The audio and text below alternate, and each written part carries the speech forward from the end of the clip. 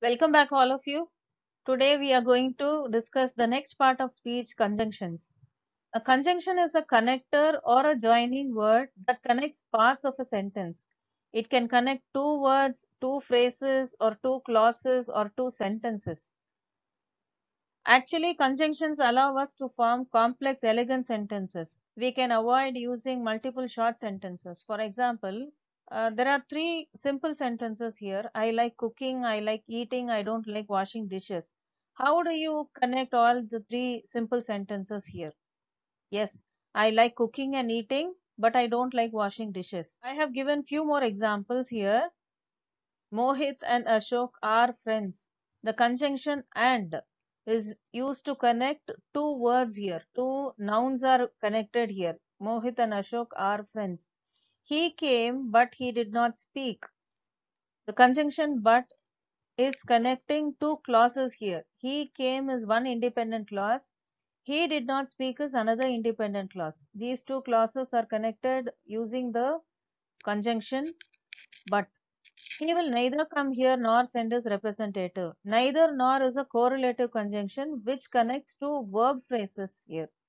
Come here, send his representative. So in this video, you are going to learn what are the different types of conjunctions and how do we use conjunctions in sentences to make proper sensible sentences. We have four different types of conjunctions: coordinating conjunctions like for, and, nor, but, or, yet, and so. Subordinating conjunctions actually connect dependent clause with an independent clause. After, because, although, if, until, unless. Correlative conjunctions are the words go with one another. Either or, neither nor, not only but also. Conjunctive adverbs. These words are actually adverbs, but they are used as conjunctions also. However, therefore, in addition, as a result, finally, in fact, indeed, nevertheless, consequently, moreover. So these are the different types of conjunctions: coordinating, subordinating, correlative, and conjunctive adverbs. You can see in the picture here the conjunctions which are used to talk about addition are further, also, to, besides, finally, additionally, in addition. When we give a summary of what we have spoken or written, we use these words. In other words, anyway, in brief, clearly. These are the conjunctions of place: there, here, in the back, adjacent to. When we cite any example, we use such as, for one thing, for instance, for example, etc.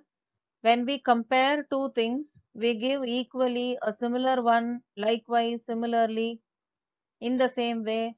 When we talk about time, we use conjunctions like meanwhile, finally, presently, currently, immediately.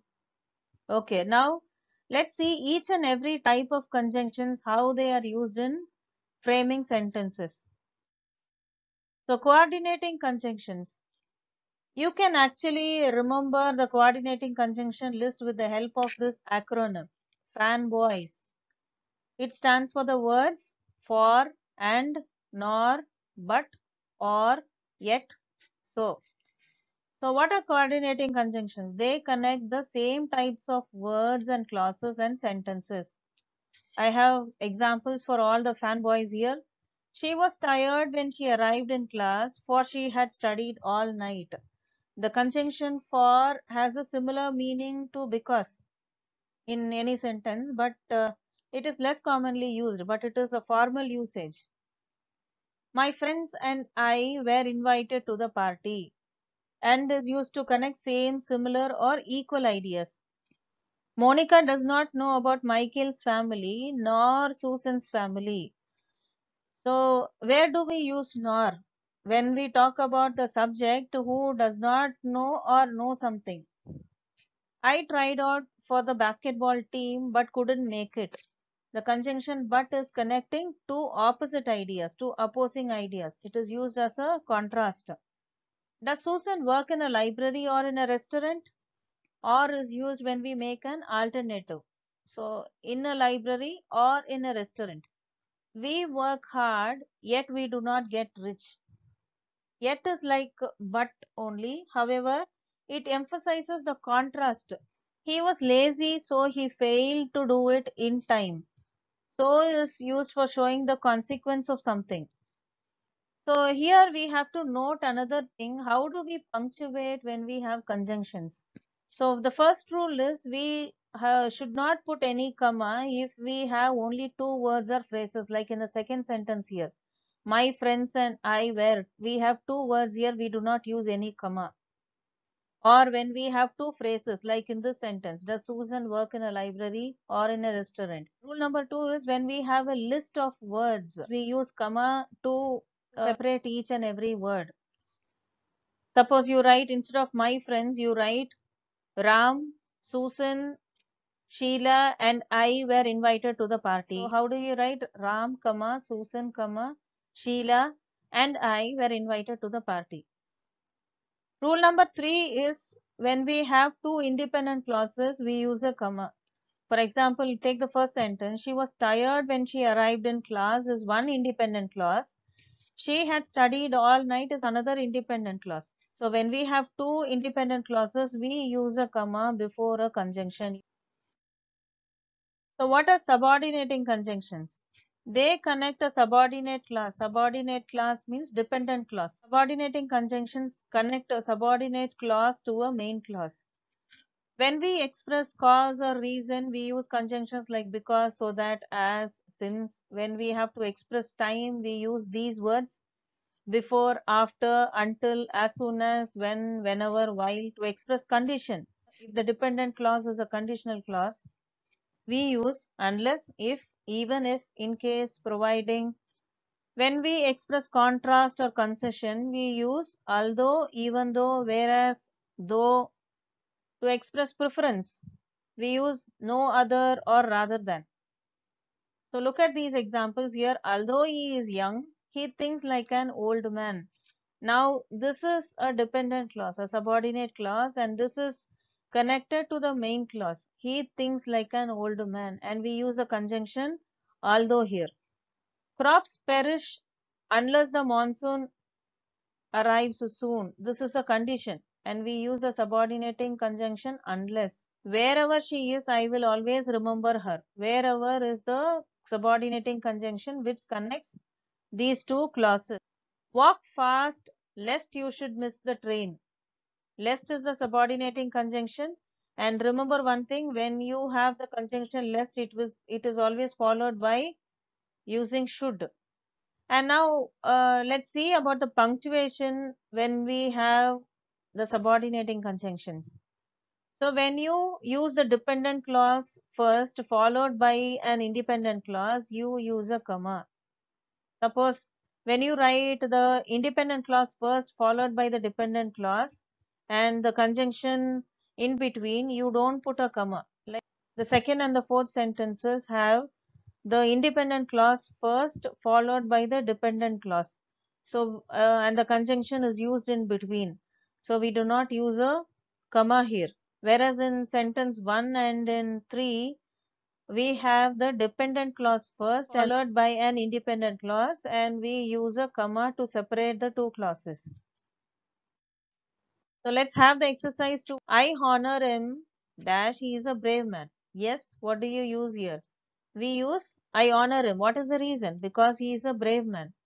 Because, or you can use as. Unless you have not finished your work, I am not going to let you go to play. So this is a condition. So you use unless. Dash than Johnny did the mischief. So no other than Johnny did the mischief. So no other is followed by than. You will be given a front seat. This is again condition. You will be given a front seat if you come early or provided you come early. You can use provided also here. Did he say anything? You have to use the conjunction of time here. Did he say anything before he left? I will call you. So I get home. So water. This is again to express time. I will call you after I get home or as soon as I get home.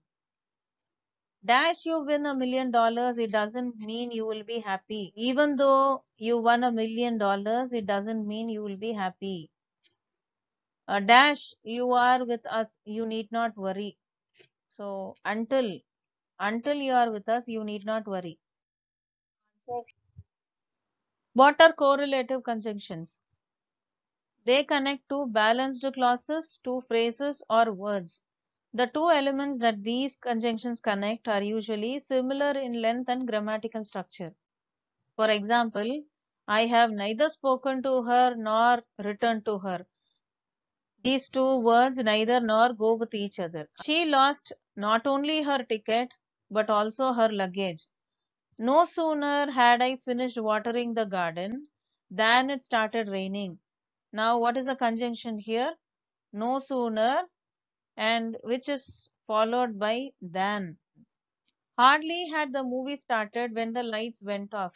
So here the conjunction is hardly when.